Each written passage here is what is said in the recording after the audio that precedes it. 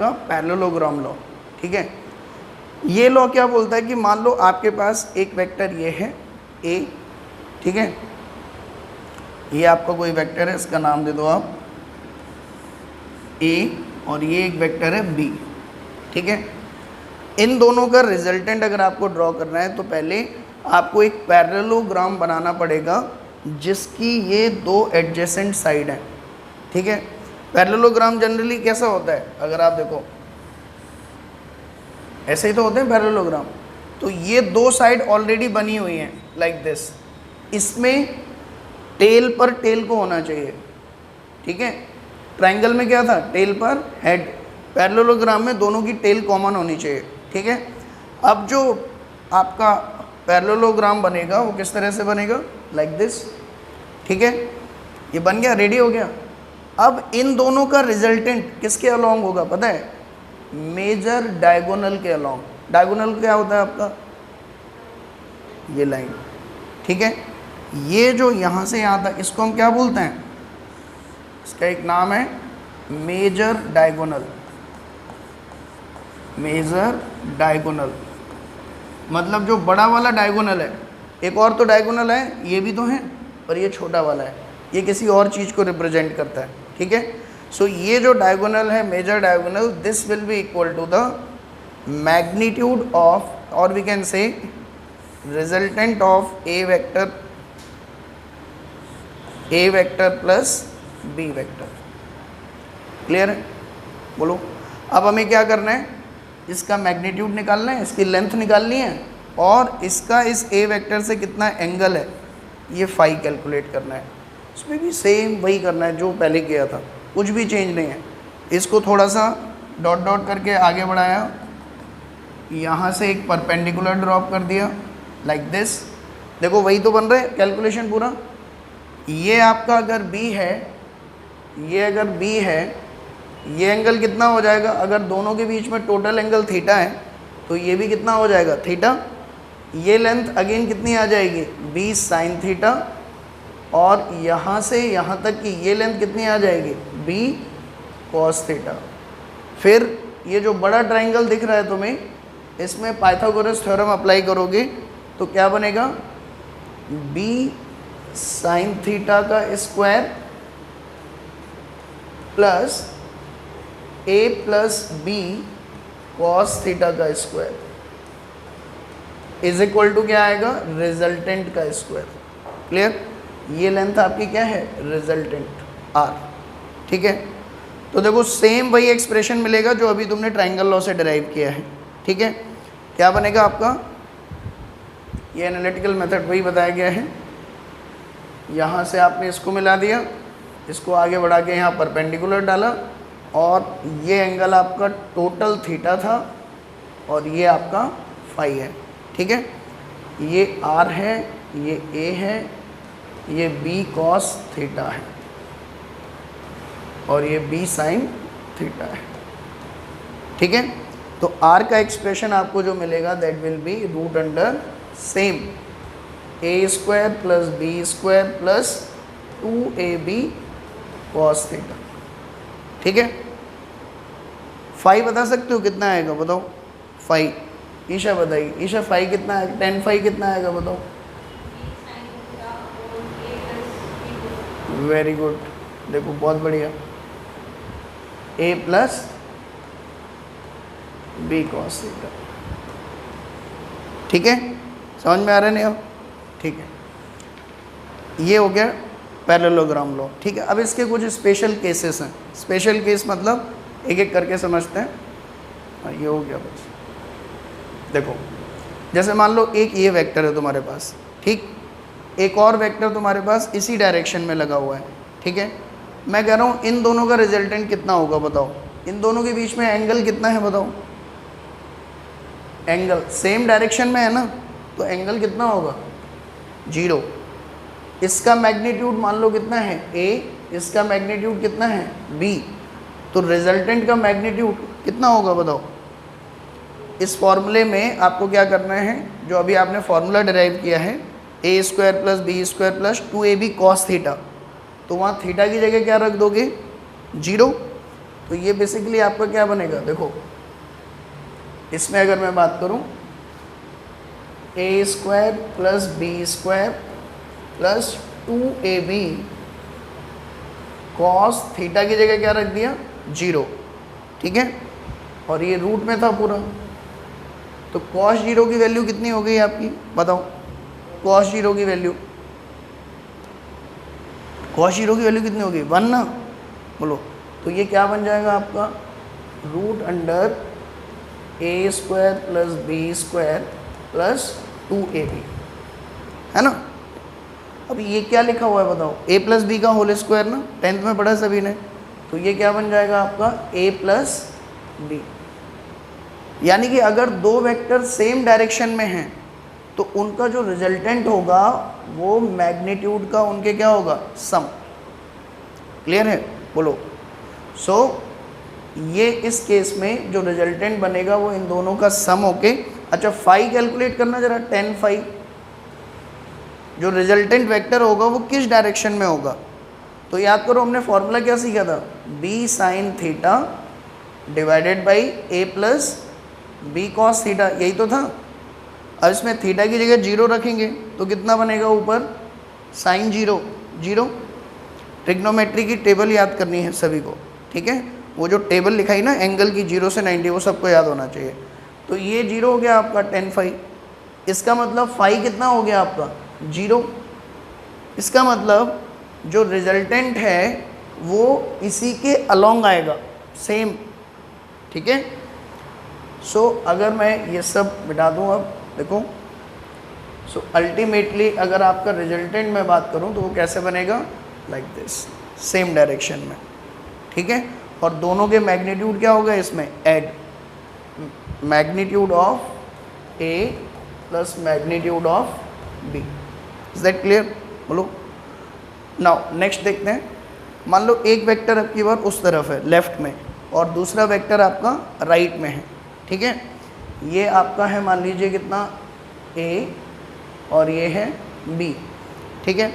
और फिगर से तुम्हें दिख रहा है कि magnitude of b is greater than magnitude of a, ठीक।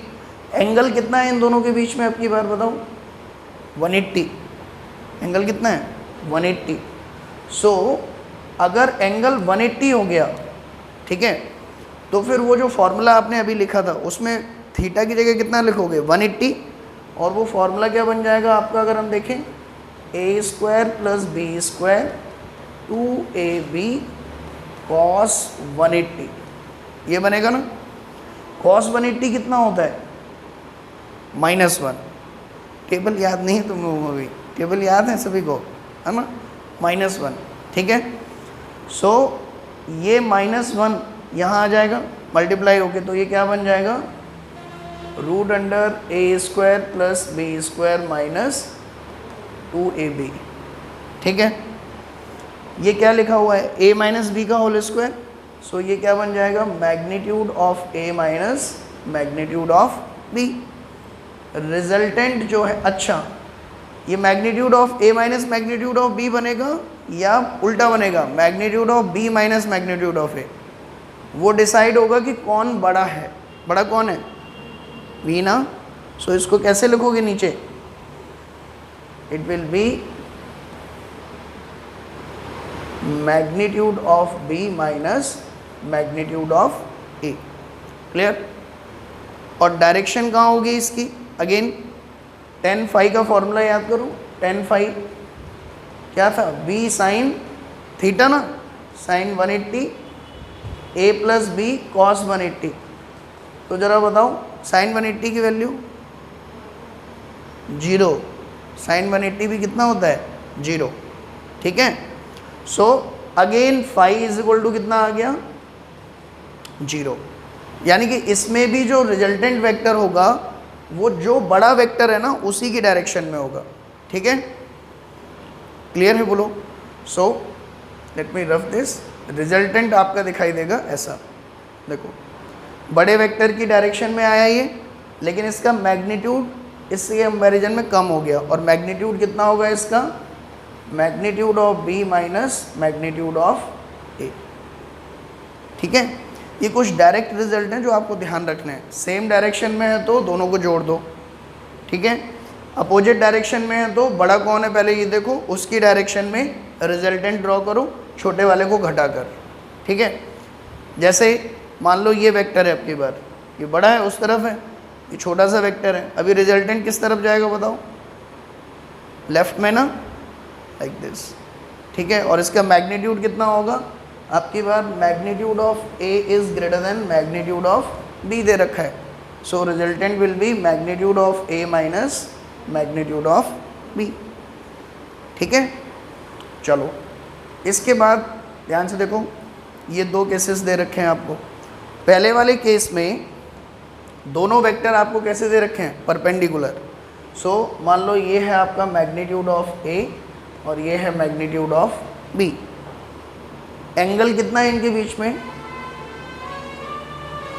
90 डिग्री, ठीक है। तो रिजल्टेंट कैसे लिखेंगे बताओ, रिजल्टेंट कैसे लिखेंगे, रिजल्टेंट का मैग्नीट्यूड क्या होगा, फॉर्मूले के अकॉर्डिंग, थीटा 90 है तो क्या बनेगा, A square plus B square 2ab cos 90, ठीक है। अभी 90 cos 90 की वैल्यू क्या होती है, क्या होती है, 0 है ना। देखो मैं फिर कह रहा हूँ, फिजिक्स टफ नहीं लगेगी अगर जितना मैथमेटिक्स हमने डिस्कस किया है वो हमारे एकदम दिमाग में फिट रहेगा तो, ठीक है। ये भी मैथमेटिक्स ही पढ़ रहे हैं, वेक्टर भी मैथमेटिक्स है, ठीक है। लेकिन अब इसके बाद से जो फिजिक्स शुरू होगी, कल से शुरू हो जाएगी आपकी यूनिट एंड डायमेंशन, ठीक है। सो अब थोड़ा बहुत बीच बीच में मैथमेटिक्स आया करेगा, वहाँ अगर तुम्हें जितना मैथमेटिक्स हमने पढ़ा है वो क्लियर है तो फिर बीच में एकदम से घबराओगे नहीं तो फिर एकदम से लगेगा अरे यार ये कैसे आ गया, ठीक है। सो उन फार्मूलोज को अच्छे से याद करो। cos 90 आपका क्या होता है, 0, तो ये क्या बन जाएगा आपका root under magnitude of a square plus magnitude of b square, ठीक है। क्लियर है ये रिजल्टेंट का फॉर्मूला होता है कब, जब दोनों वेक्टर 90 डिग्री पर हो, ठीक है।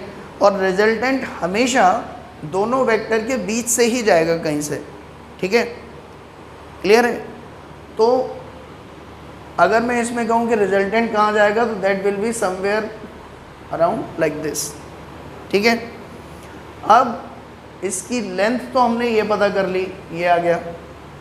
इस B से इसका एंगल कितना होगा, what is the value of theta, ठीक है। ये कितना होगा, अब बताओ कैसे पता करेंगे।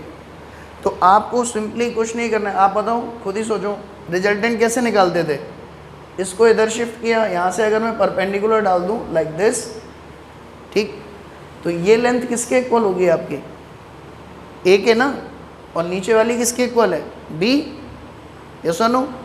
सो 10 फाई अगर मैं आपसे कहूँ 10 फाई, ये किसके इक्वल आ जाएगा आपका, 10 phi is equal to perpendicular, वो कितना है, ए, बेस कितना है आपका, बी, ठीक है।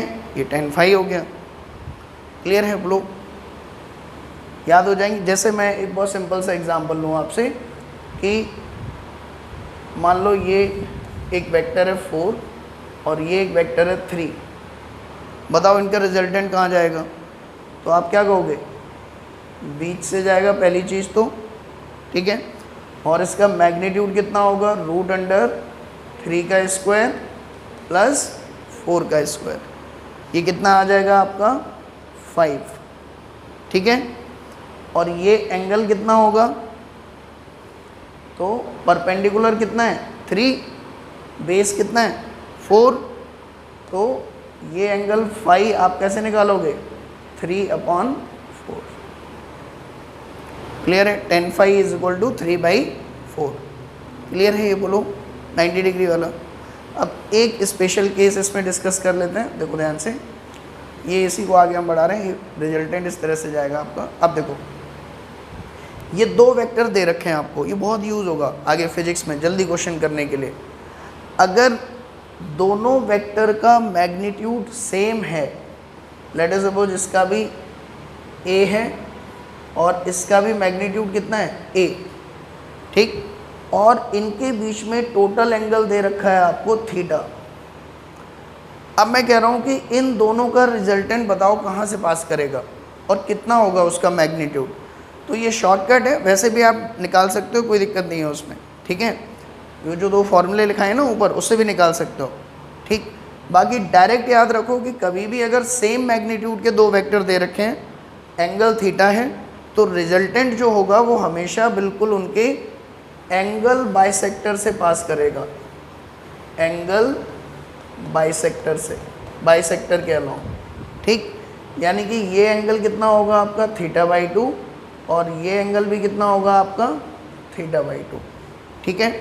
और मैग्नीट्यूड कितना होगा इसका 2 टाइम्स ऑफ, दोनों का मैग्नीट्यूड सेम है ना, तो कोई भी एक मैग्नीट्यूड लिख लो a मल्टीप्लाइड बाई cos θ/2, ठीक है। Is that clear? बोलो, है ना। जैसे मैं एक सिंपल से एग्जांपल लूँ, मान लो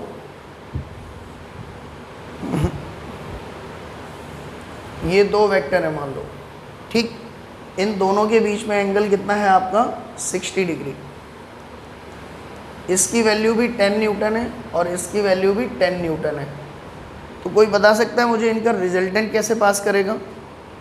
resultant will B along the angle bisector like this, और ये एंगल कितना होगा बताओ 30, ठीक।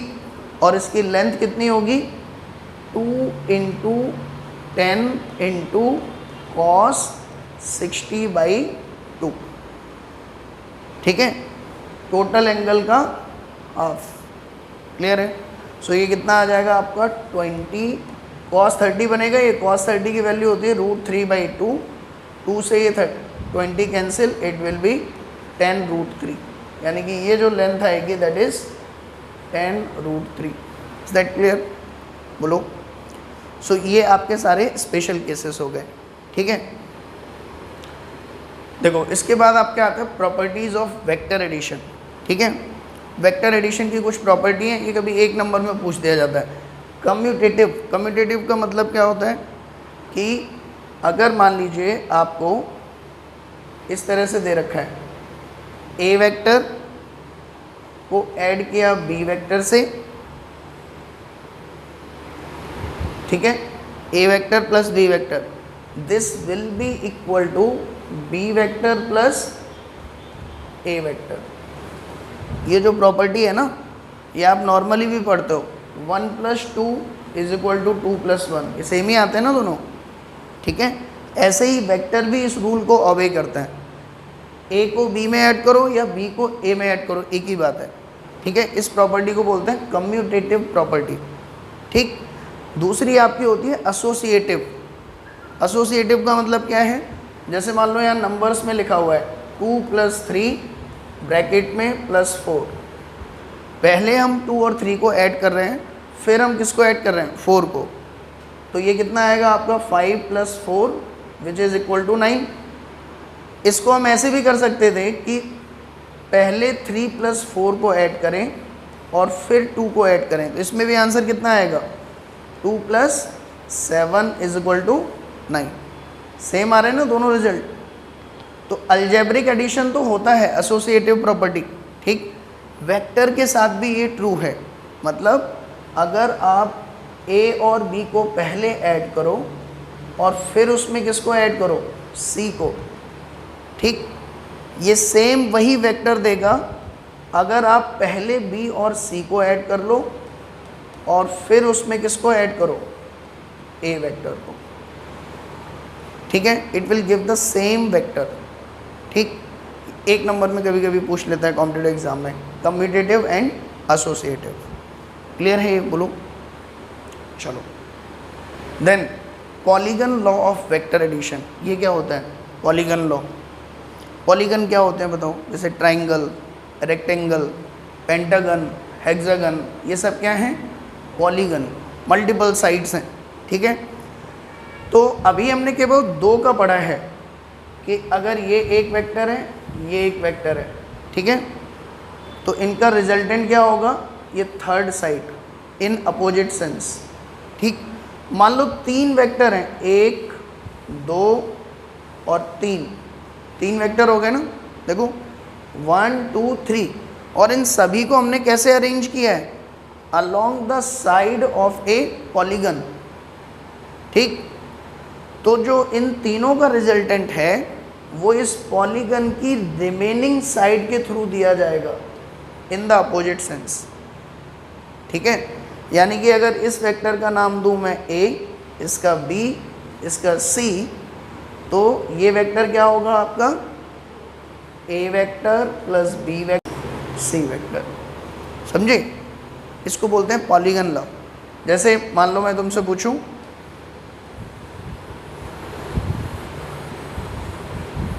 लेट अस सपोज आपको इस तरह से दे रखा है,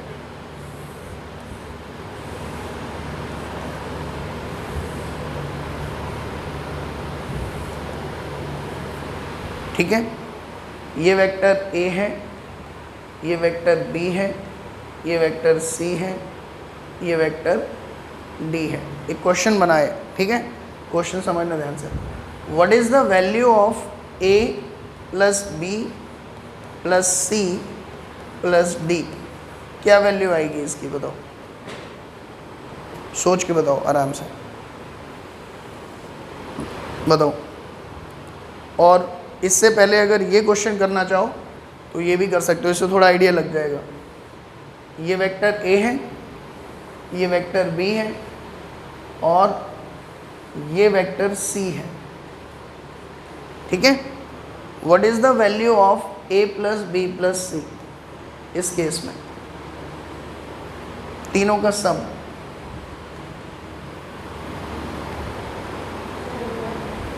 हाँ, ट्राइंगल चल गया, अरे ये कहाँ से आ गया इधर,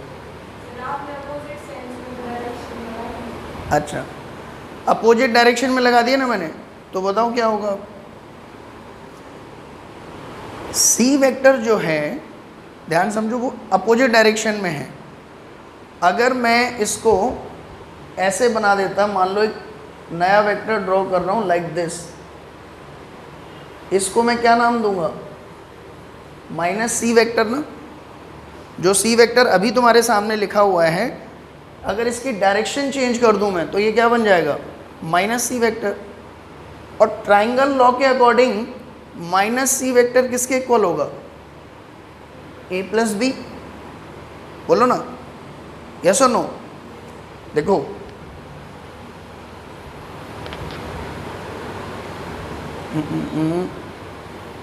यहाँ नहीं, इसी में मैं वेट,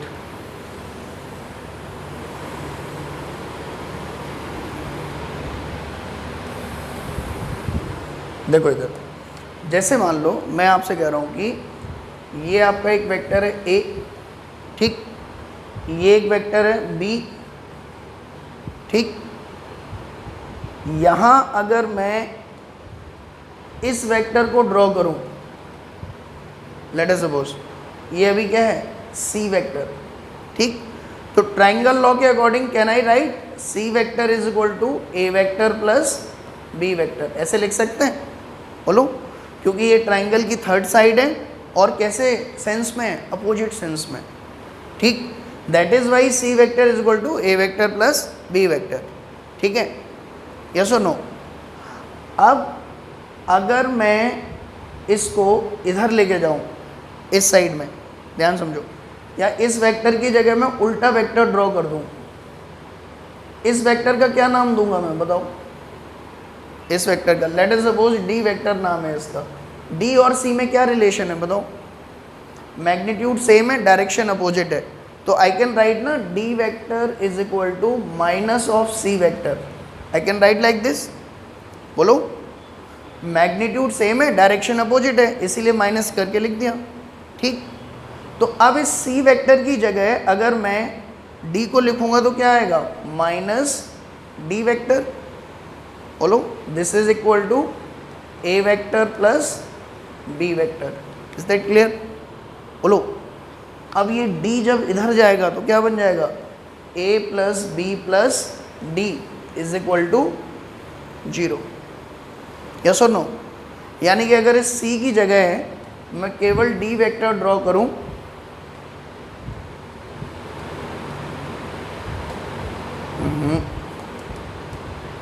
इस C की जगह अगर मैं केवल D वेक्टर ड्रॉ कर दूं लाइक दिस, तो इन तीनों का सम क्या आ रहा है आपका?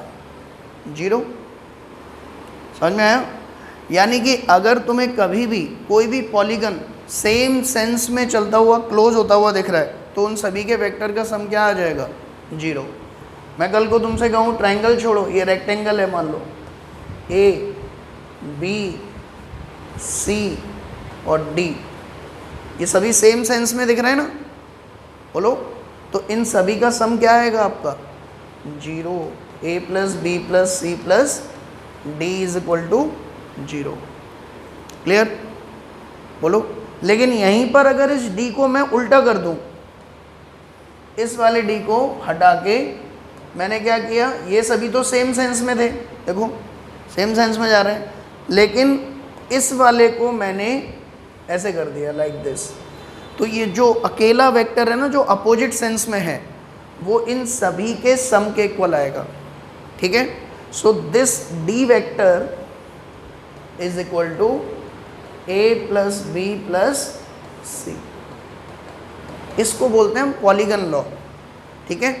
कि पॉलीगन में अगर 10 साइड्स हैं, 9 एक सेंस में हैं और 10वीं अगर अपोजिट सेंस में है, तो वो 10वीं जो साइड है वो बाकी 9 के वेक्टर सम के इक्वल होगी। ठीक है? Is that clear? बोलो। एक लास्ट क्वेश्चन मैं आपसे पूछ लेता हूँ इसमें, देखो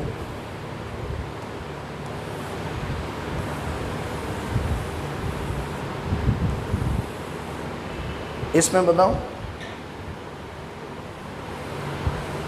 ये एक हेक्सागन है, ठीक, ये वेक्टर ऐसे जा रहे हैं, देखो ध्यान से, ठीक है, और ये भी ऐसे हो गया लाइक दिस, लास्ट वाला भी, इसका नाम A B C D E F, इन सभी का वेक्टर सम कितना आएगा? 0, है ना। अगर इसमें से इस F को मैं थोड़ा सा चेंज कर दूं, ऐसे ड्रॉ कर दूं लाइक दिस F को, तो क्या रिलेशन होगा इन सब में आपस में? F vector is equal to बाकी के सब A B plus C plus D plus E। Clear है? बोलो। This is your polygon law. ठीक, चलो देन इसके बाद आता है आपका last topic, that is subtraction of 2 vector. ठीक है, एडिशन सीख लिया, अब सब्ट्रैक्ट कैसे करेंगे? तो सब्ट्रैक्ट करने का तरीका बेसिकली ऐड करने के तरीके से ही जाता है। कैसे? मान लो मैं तुमसे कह रहा हूँ ये वेक्टर लिखा हुआ है A और ये एक वेक्टर लिखा हुआ है B, ठीक, इनके बीच में एंगल है थीटा, और मैं तुमसे कह रहा हूँ calculate A vector minus B vector. ठीक है, तो इसको मैं क्या करूँगा पता है? देखो ध्यान से, इसको मैं लिखूँगा A vector plus minus of B vector, ऐसे लिख सकते हैं? बोलो, लिख सकते हैं ना। अब ये माइनस ऑफ B वेक्टर कैसे ड्रॉ करेंगे? B वेक्टर का मैग्नीट्यूड तो चेंज होगा नहीं, -1 मल्टीप्लाई हो रहा है, इसका मतलब डायरेक्शन जस्ट अपोजिट हो जाएगी। Clear? So direction just opposite B की कर दो, क्या बनेगी बताओ? लाइक दिस ना। बोलो, डायरेक्शन चेंज कर दी, ये आपका क्या बन गया? Minus B vector.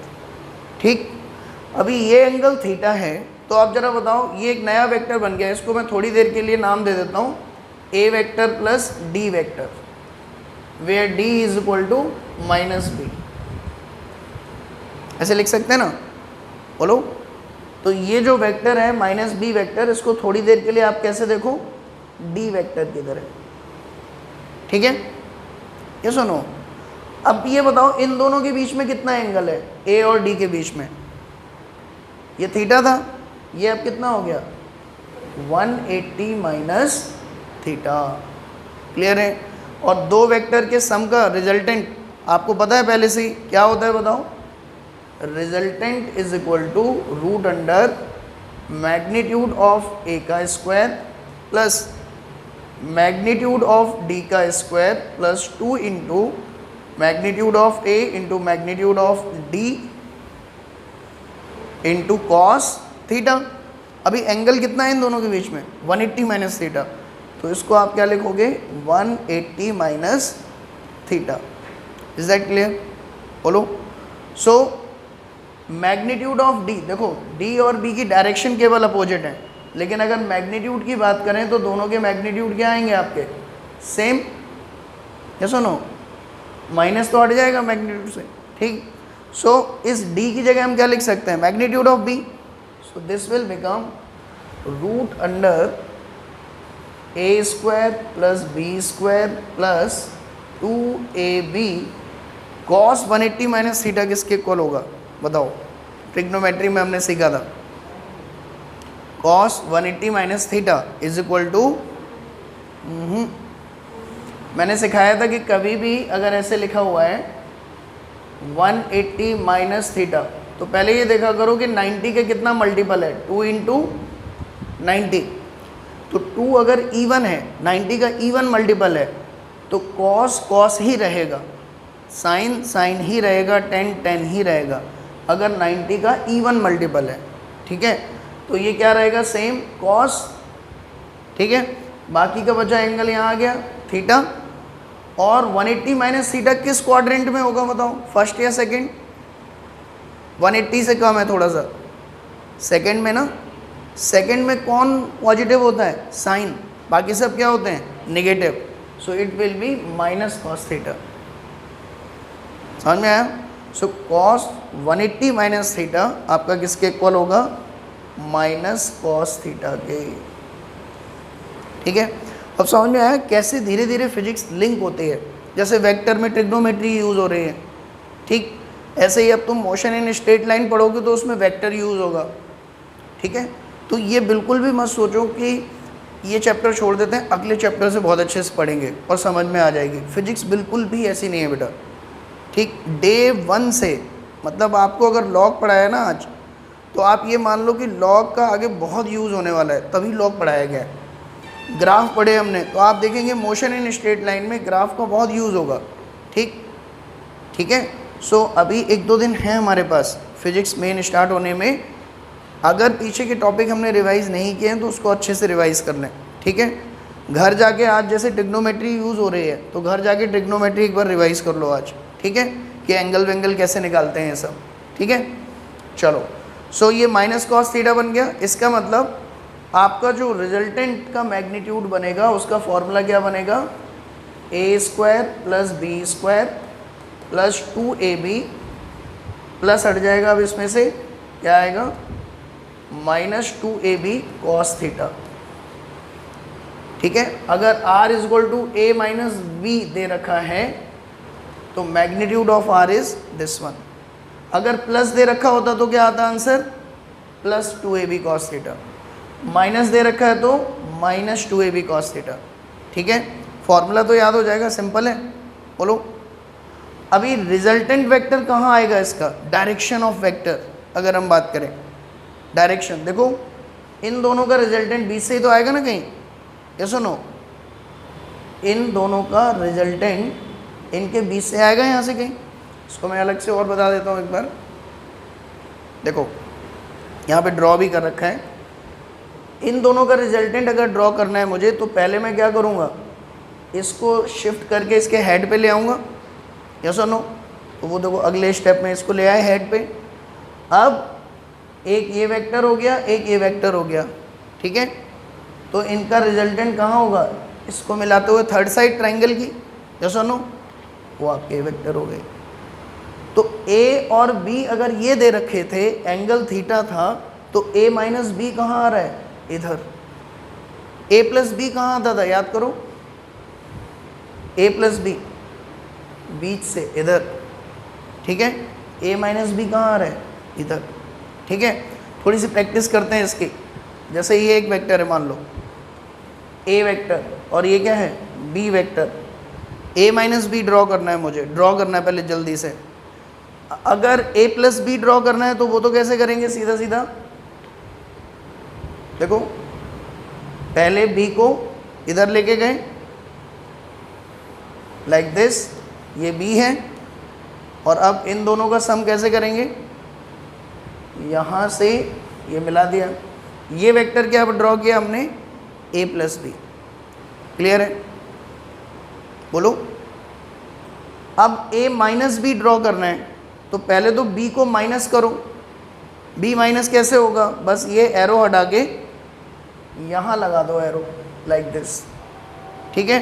अब देखो इसका हेड इसके टेल पे है, तो थर्ड साइड कौन सी होगी अब आपकी, दिस वन ना, बोलो। तो ये जो वेक्टर है ये क्या है आपका, a माइनस बी, और ये क्या है आपका a plus b. Set clear, बोलो। एक और एग्जांपल ले लो जल्दी से, ये आपका a है, ये b है, a प्लस बी कहाँ से जाएगा बताओ, इसमें तो सोचना ही नहीं है कुछ भी, क्या करना है, देखो थोड़ा फास्ट कैसे करोगे वो इम्पॉर्टेंट है। मान लो ये एक वेक्टर है a और ये वेक्टर है b, ध्यान समझना, a प्लस बी करना है, ज़्यादा नहीं सोचना, सीधा पैरेललोग्राम बनाओ पहले तो तुम आराम से, ठीक है। a plus b major diagonal के अलॉन्ग होता है, सीखा था ना हमने, ये हो गया a प्लस बी, ठीक है।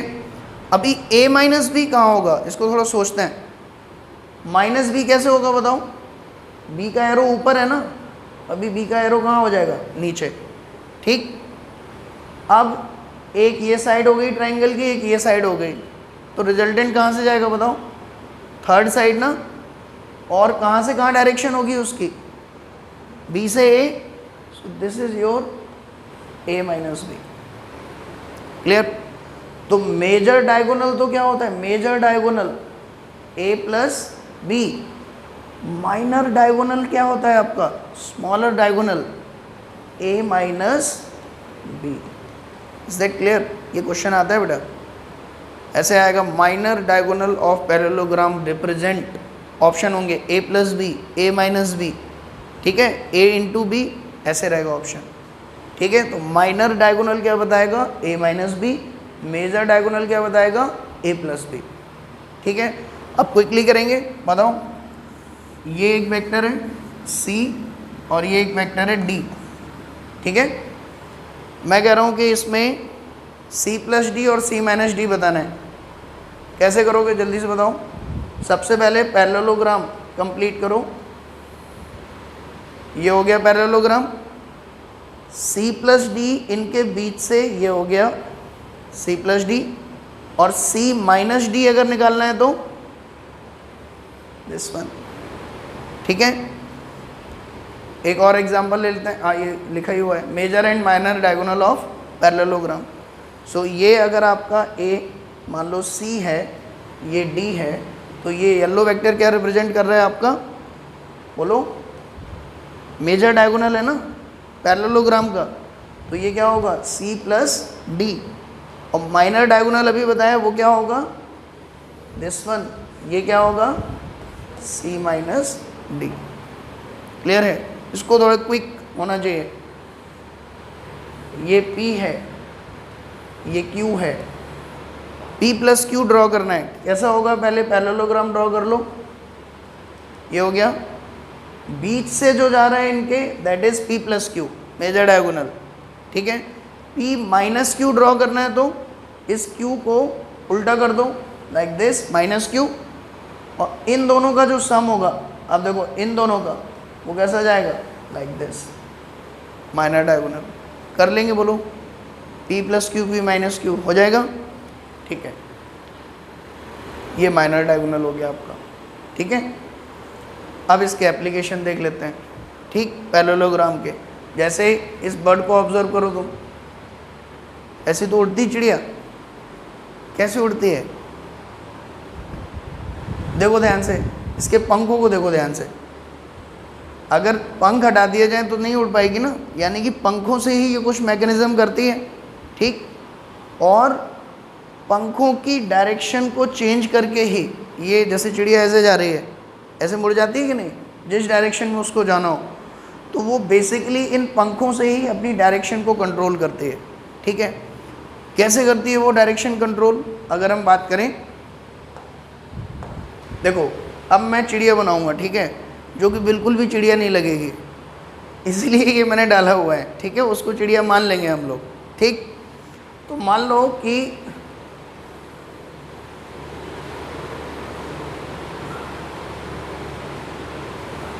ठीक है,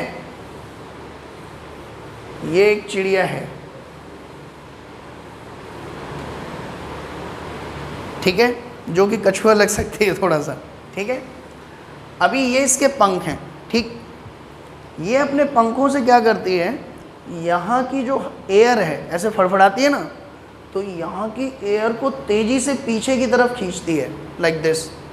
ठीक, जब ये एयर को तेज़ी से पीछे खींचती है तो एयर भी इक्वल एंड अपोजिट फोर्स इस पे लगाता है आगे की तरफ। ठीक, ये तुम पढ़ोगे आगे चल के, न्यूटन ने बोला है, ये तीसरा नियम है उसका, कि अगर तुम किसी पर F फोर्स लगाओगे तो वो भी तुम पर F फोर्स लगाएगा, इक्वल एंड अपोजिट डायरेक्शन में।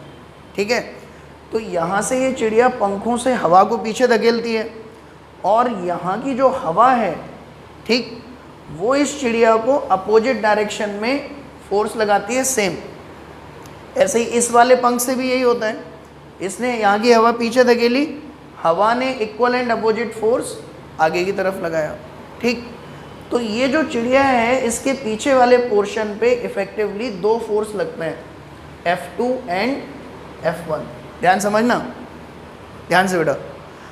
अगर चिड़िया ने दोनों पंखों से सेम हवा भरी, ऐसे करके सेम, तो ये दोनों के मैग्नीट्यूड क्या होंगे आपके? सेम। अगर उसने दोनों हाथों से, दोनों पंखों से सेम जोर लगाया है तो ये दोनों मैग्नीट्यूड सेम होंगे। और मैं तुम्हें अभी बता चुका हूँ थोड़ी देर पहले कि अगर दो सेम मैग्नीट्यूड के फोर्स लग रहे हैं तो उनका रिजल्टेंट कहाँ जाता है? रिजल्टेंट फोर्स, उनके बीच से रिजल्टेंट वेक्टर। तो इन दोनों फोर्सेस का रिजल्टेंट लगता है बिल्कुल बीच में, बर्ड पर, लाइक दिस। और चिड़िया कैसे जाती है? एकदम सीधा। तो जब चिड़िया को बिल्कुल सीधा जाना होता है, ठीक है, तो वो दोनों पंखों को सेम फोर्स से फड़फड़ाती है। क्लियर? जिससे क्या होता है, सेम अमाउंट ऑफ फोर्स दोनों पंखों पर लगता है, पीछे से एयर की तरफ से उसकी बॉडी पर। ठीक, जिसका रिजल्टेंट बिल्कुल कहाँ से जाता है? आपका बीच से। क्लियर है? और चिड़िया सीधी जाती है। अब तुम मुझे बताओ, मान लो चिड़िया को राइट में मुड़ना है, राइट में, ठीक है, देखो ध्यान से, मैंने तुमसे कहा था कि अगर दोनों फोर्स सेम हैं तो रिजल्टेंट कहाँ जाएगा? बीच से, बिल्कुल। लेकिन अगर ये फोर्स ज़्यादा है, F2 in comparison to F1, तो रिजल्टेंट इसकी डायरेक्शन में मुड़ जाता है, जो ज़्यादा होगा उसी की डायरेक्शन में मुड़ जाएगा। क्लियर? तो अब मुझे बताओ कि चिड़िया को अगर राइट साइड में जाना है तो वो किस पंख से ज़्यादा एयर को पीछे धकेलेगी? राइट साइड से। समझ में आया? तभी उसका F2 क्या होगा? ज़्यादा। ठीक, इसको थोड़ा हल्का कर देगी। ठीक है, सो इस तरह से चिड़िया अपने पंखों को यूज़ करके, पैरेललोग्राम लॉ ध्यान करके, उसके अकॉर्डिंग अपने रिजल्टेंट को चेंज कर लेती है।